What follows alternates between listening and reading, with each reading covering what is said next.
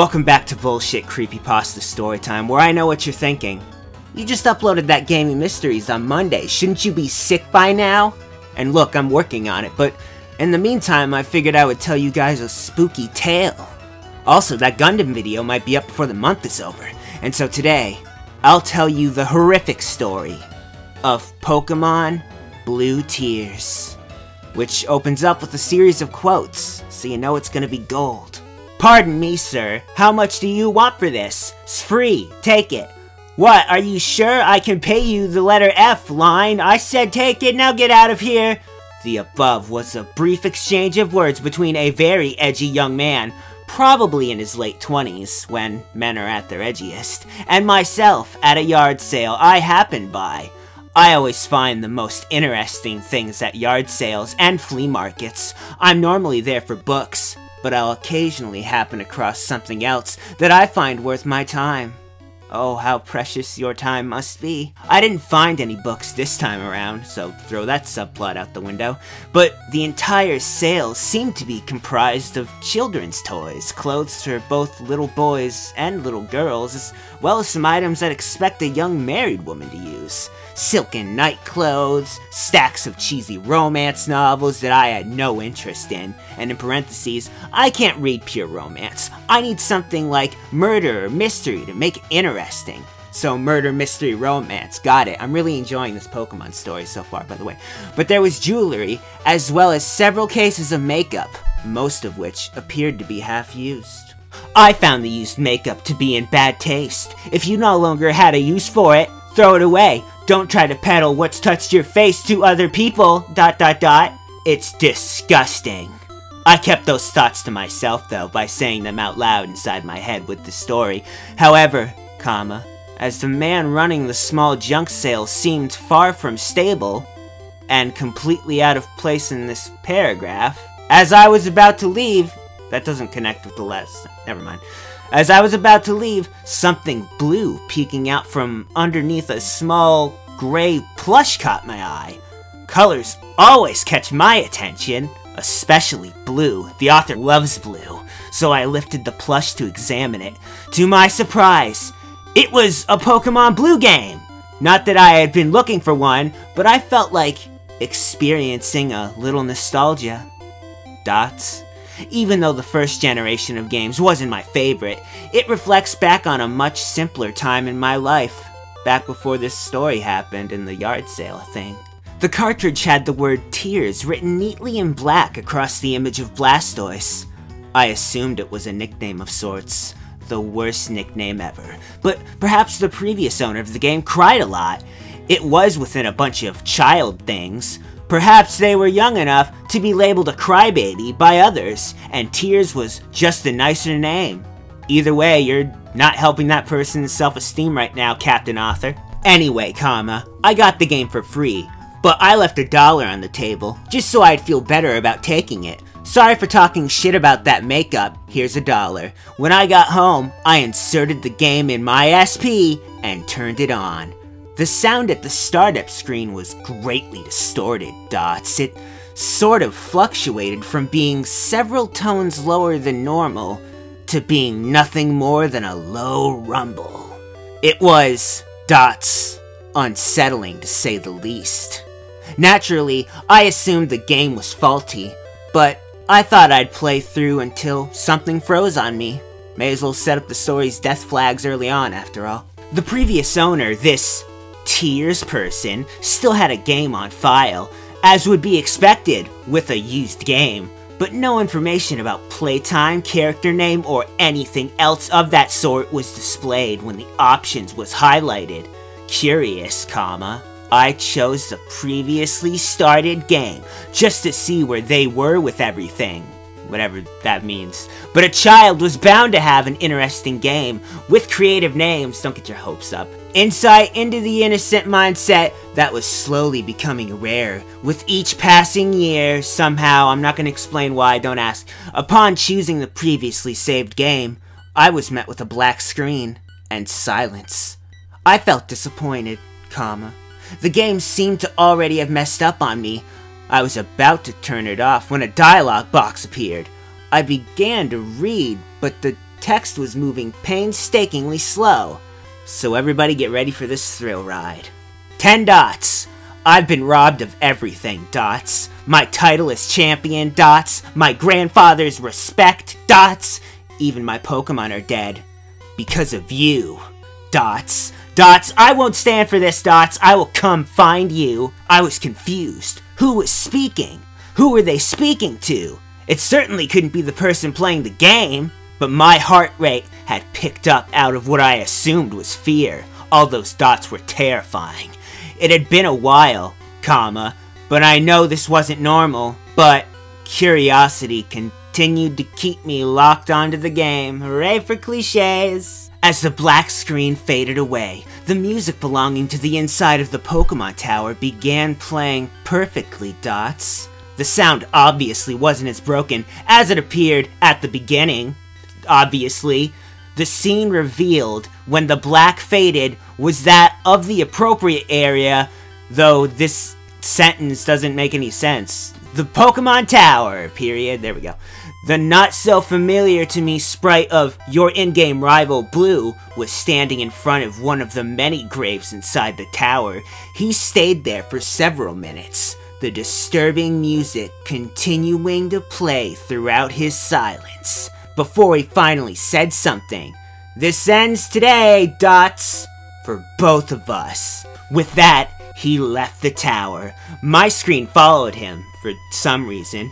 As he stood outside the tower, the music did not change to Lavender Town's normal depressing music, dots. Rather, the haunting tune from inside the graveyard continued to play through on a loop. As much as I wanted to turn down the music, I couldn't bring myself to do so. That volume slider is pretty tricky after all. I couldn't move the character after that. I couldn't tell if it was another assumed glitch of the clearly hacked game, says the all-knowing author, or if it was hesitation on the character's part? Question mark? Which character, you ask? We'll never know. After another minute, though, he finally spoke again. 3 dots. Fly! Dots again. Even though there was no voice connected with the character in the game because of that whole no voice acting in the game thing. With the speed in which the text moved, there was almost an obvious feel of depression about him. Which, I'm not positive text speed in video games has anything to do with depression, but I can ask my doctor about that next time I see him, and we'll get to the bottom of this. Anyway, author opened up the start menu and checked Blue's party. Wait, you're not allowed to do that, you're not him. But all he had was a Pidgeot, which had no level. I checked its stats. The only move it knew was the requested action of Fly, and all its stats, except for health, were at 0. Oh, there's a bug on my monitor. Sorry, crisis averted. Odd as I found this, though, I didn't question it, as that would make sense, and chose to fly. When the map opened up, it was black, save for one small square that was marked Mount Silver. Dots, I knew this wasn't possible. Mount Silver was in Johto, which had yet to be introduced in the original Pokemon games. It was still blocked off by all those rocks surrounding the entire world of Kanto. Regardless, it was my only destination, so I chose it. The typical animation of the trainer sprite turning into the bird sprite and flying off took place, and, sure enough, I landed in front of the cave entrance to Mount Silver, or some other cave that was just called Mount Silver. Rather than having the sprite shift back to Blue Sprite, his image moved to the left of Pidgeot's sprite. Who the hell are you playing as? But they faced each other for a minute before a sound, much like that of entering or exiting a room played, but in a much higher tone. However, that's supposed to sound, but it sounded as if something had broken. When Blue spoke yet again, quote unquote, "Fly away, you're free," I began to assume the noise was the sound of a Pokeball breaking, a noise not in the game, so clearly it had to be that. The Pidgeot cried out once before doing as its former master commanded and flying away. After his final Pokemon flew away, the haunting music continuing to play, he faced the entrance. "I'm coming for you, Dots." I now had the impression that this was a mission of revenge. What the fuck gave it away? Him not shutting up about the passive-aggressive threats? But with the way he was speaking, it was revenge of the darkest sort. It dawned on me to check the items he had on him. Yeah, screw it, rummage through someone else's stuff, who cares? I don't know why this thought crossed my mind, Dots, but given the ongoing circumstances, I felt there would be something there. And there was. God, let it be the plot. There was only one item on the list. Knife in all caps. Great plot. But yeah, knife. An item that certainly wasn't programmed into the game under normal circumstances, really. Anytime I picked the option to use it, just to see what it did, Blue said, "Not yet. Let's pad this shit out, shall we?" he thought to himself secretly. After that, I was unable to control the character anymore. It was as if he wanted me to get him there and see his single item just to get the gist of what he may be planning. But that was it, Dots. The rest was all his own. I have no fucking idea what's going on in this story, just throwing that out there right now. Blue stepped into the cave, and he trekked through the stone maze of the cave. He never encountered any Pokemon. I could faintly hear distorted cries, mixed in with the music though, Dots. I'm not sure, but I believe they could feel the negative emotions coming off Blue, and they cried out in concern. Or maybe he's just running around spraying everything with repels because he's a bastard. That could be happening too, it's a spooky story. Finally, he reached the chamber that harbored Red in the Gold and Silver games, which this isn't, but okay. Blue's pace slowed a little as he approached his rival, and the music, dark as it was already, lowered considerably, making it infinitely darker. Not creative, but fuck, it was dark. As the two rivals faced each other, Red simply greeted Blue with the silence I had become accustomed to in Pokemon Gold. Oh, you mean that time Red said ... your main inspiration for the story? However, Blue didn't take this very well, as he shouted in apparent anger, "Don't ignore me like you have everything and everyone else!" A battle ensued, but the normal music didn't play. Oh, of course it didn't. The darkened music of the Pokemon Tower continued. Just that one song for this entire story. Damn it. By this time, other people were home and were becoming quite annoyed with the volume of my music, so I was forced to put on headphones as I still couldn't bring myself to actually lower the volume. Finger strength isn't a strong point, clearly. Disturbing as it was though, the music had some sort of hold on me. I stared at the game screen as the battle opened up. Obviously, since Blue had no Pokemon, he never called anything out. Neither did Red. This is the worst Pokemon game I've ever heard of. In the battle options box, the 4 options of Fight, PKMN, Item, and Run weren't there at all. All there was to choose at the moment was Item. So, obviously, our word of the day, he chose it. Or someone selected an item from the menu, and it was that stupid knife. But it was quickly selected on its own and went back to the battle screen. Now the only option available was Fight, in the Fight menu. Oh really? But Blue only had one attack at his disposal. Murder. Dots. I couldn't regain control of the game, though I don't really think you've had any control of it to begin with. But there was no option to run. I couldn't bring myself to turn the game off. I can squeeze at least a couple more paragraphs out of this, author thought, but I couldn't turn the game off and end what had quickly become a disturbing experience, Dots. The only choice there was to not use commas there and sit there and allow Blue to murder Red. Author is clearly a go-getter. After selecting the attack, Blue shouted, "This is for everything!" and a typical attack animation, much like Tackle, only much more murdery.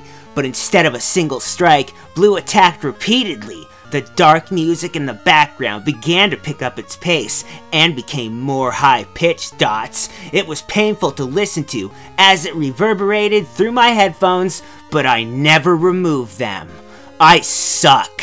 Red Sprite flickered in and out as he took the damage, and as his health dwindled to 0, a gurgled screeching sound broke through the noise of the music. replacing it only briefly as Red Sprite faded into something that looked more like a decaying body before fading away completely with the screech. My heart was pounding.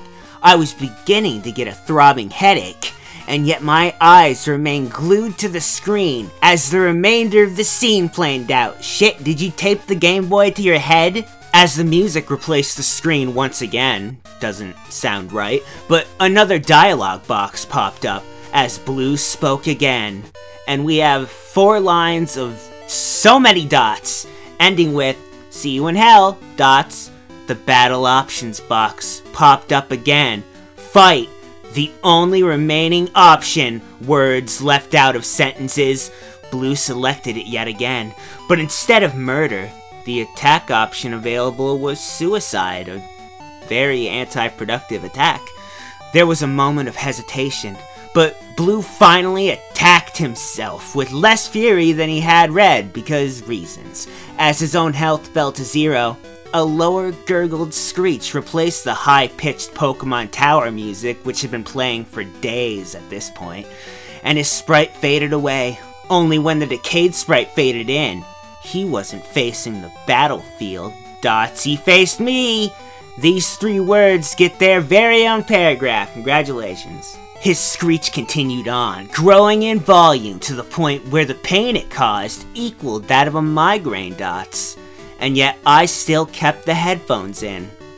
The author is not very smart, but my eyes locked onto the dead, hollow eyes of Blue as he continued to scream. Even after death, he wouldn't shut up. Before the screen began to flicker. It was slow at first, but it quickly picked up to a rapid strobe effect. Ooh. The scream grew in volume and pitch one more time before the screen simply cut to black. You know, this whole audio adjustment thing isn't nearly as scary as you probably think it is, but I held my breath though.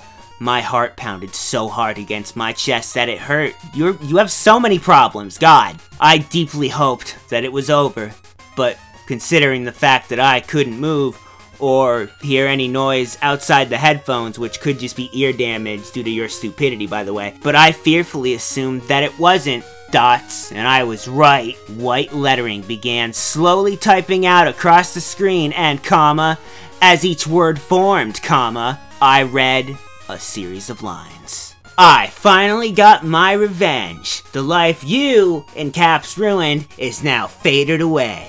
But don't think it's over yet. My suffering has ended, but yours has only begun. I'll be watching your strife with a grin on my face, and when it all ends, dots, comma, more dots, I'll see you in hell, dots. Blue is a tad redundant, though I had a full battery just a moment ago, comma. The light turned red, and the system turned off. My nose began to spill blood for several minutes, for some reason, dots, and dots. Dots, I'll never be able to describe the terror I felt afterwards. I'll never be able to describe the terror I still feel. That would require thinking and ideas and writing, and that's not what this story is about. You see, though, that very next day on the news, they announced that the very same man that I purchased the game from, I won't release his name, wouldn't want anyone fact-checking this, but he had called the police saying that he had killed his wife 3 days prior and buried her in the backyard. Dots. When they reached his house, they had found him by the phone, dead. He had slit his throat and committed suicide, both, hopefully with the phone. It was also mentioned that several weeks ago, his 8-year-old son had murdered their 6-year-old son and then killed himself. Well, we know my dad was having a yard sale now. I assumed that the game had done this. That cartridge is an evil fuck, and I'm next. I don't know how much longer I have, nor do I know who will die at my hand, but you deserve to know this. Never play Blue Tears. The end. Hell, you know what? Just skip the story altogether, is the moral I'm getting here.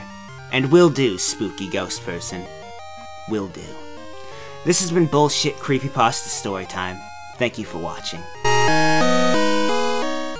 Welcome back to End Slate, where that story was longer than I thought it was going to be, but I still hope you enjoyed the new bullshit Creepypasta Storytime. But no more dilly-dallying. It's time to get into End Slate stuff, starting with End Slating you about the world.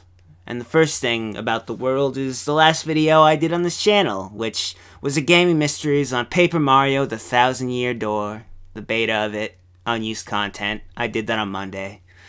And the other two videos are going to be two other videos that maybe you'd want to check out, or not, I don't know, but they'll be there. And let's see, bottom of the screen, social media stuff.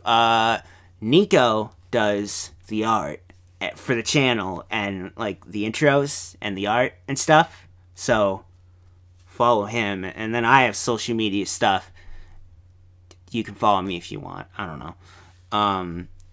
And then this last part of the video.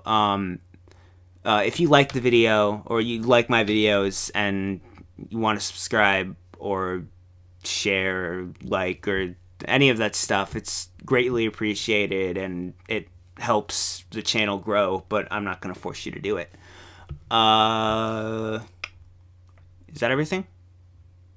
I think so. Yeah. Next video should be Gundam. I hope. But see you guys next time on End Slate.